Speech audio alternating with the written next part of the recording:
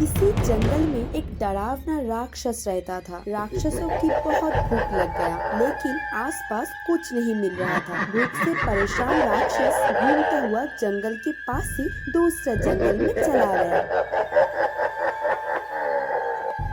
इस जंगल में मुझे जरूर कुछ खाने को मिल सकता है। थोड़ा और सामने जाकर देखता हूँ।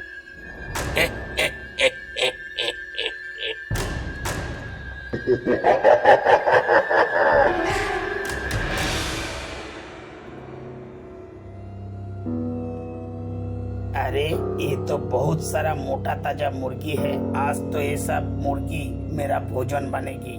वाह!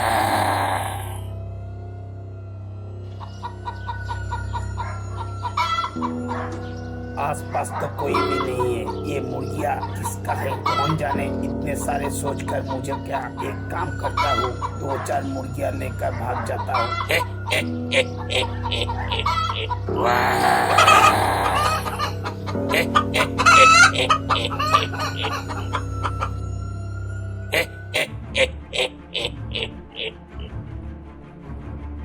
वो पीपल की पेड़ के नीचे जाकर ये मुर्गिया मजा कर खाऊंगा।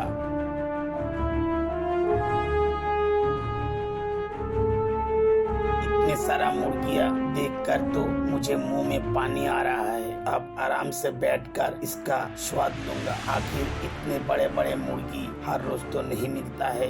इसके बाद वो राक्षस मुर्गियाँ खाने लगता है। इसे पेड़ के ऊपर बैठा एक कौवा देख लेता है।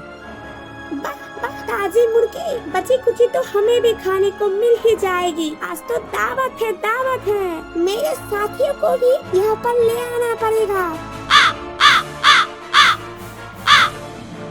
कौवा की काव सुनकर उसके साथी कौवे भी वहाँ पर चला आया।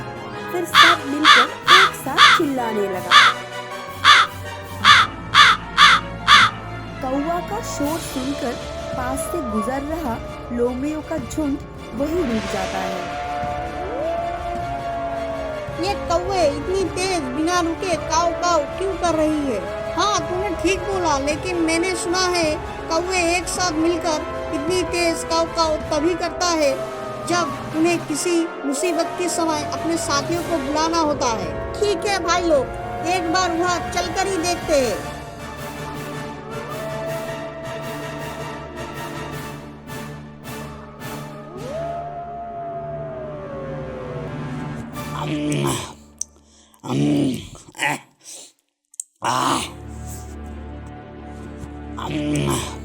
अरे ये मुर्गिया तो हमारी मुर्गिया लगता है। अरे तुझे कैसे पता है ये हमारा मुर्गिया है? क्योंकि आज मुझे कुछ मुर्गिया कम नजर आया था। लेकिन ये राक्षस हमारे जंगल में आया कैसे? आज तो सिर्फ मुर्गिया चुरी हुई है। अगर हमें अभी कुछ नहीं किया तो दूसरे दिन ये राक्षस जंगल के पशु पक्षी के ऊपर भी हमला कर सकता है। सब चल, आज उसे जंगल से मार कर भगाते हैं। चोर चोर बोल रहा हूँ। ये लोमड़ियों अच्छे नहीं होगा, छोड़ मुझे। भागो रे भागो, बचाओ, कोई बचाओ मुझे।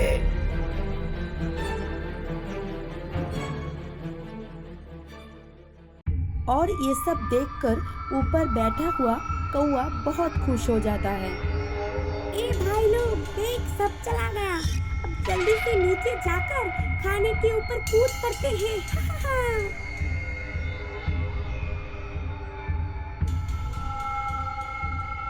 कौवे तो सब मिलकर मुर्गियाँ खाने लगे, लेकिन थोड़ी ही दूरी पर वो राक्षस ये सब देख लेता है।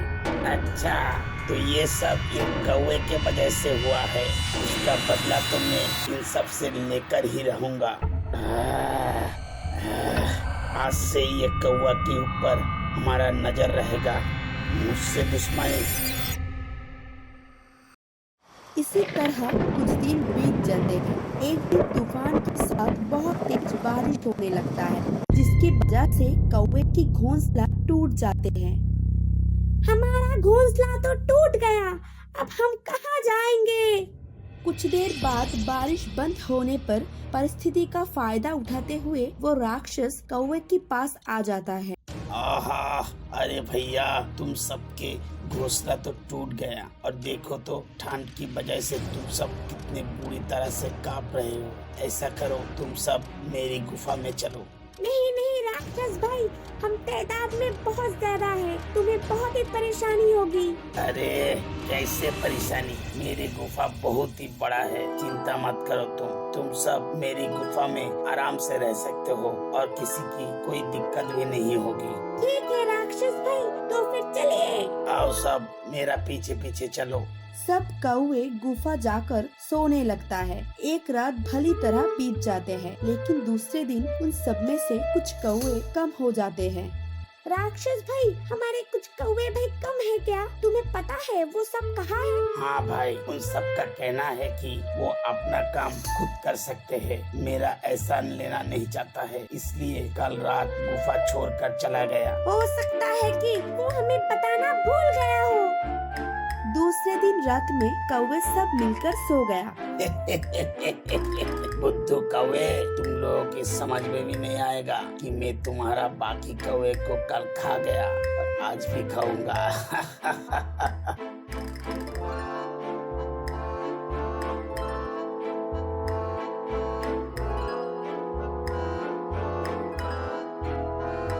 राक्षस भाई, आज फिर कुछ कौवे कम हो गया है। अरे उनका कहना था कि उनके अपने साथियों की याद आ रहा है, इसलिए वो सब चला गया। राक्षस पर भरोसा करके कौवे एक बार फिर से सच्चाई से अवगत उस पर विश्वास कर लेते हैं। रात होते ही गुफा में बचे कुछ कौवे जैसे ही सो गया, राक्षस अपना बदला पूरा करने के लिए पिछले 2 रातों की तरह एक बार फिर शांति से कौवे के पास जाते हैं। आज ये बाकी सब कौवा को भी खा जाऊंगा।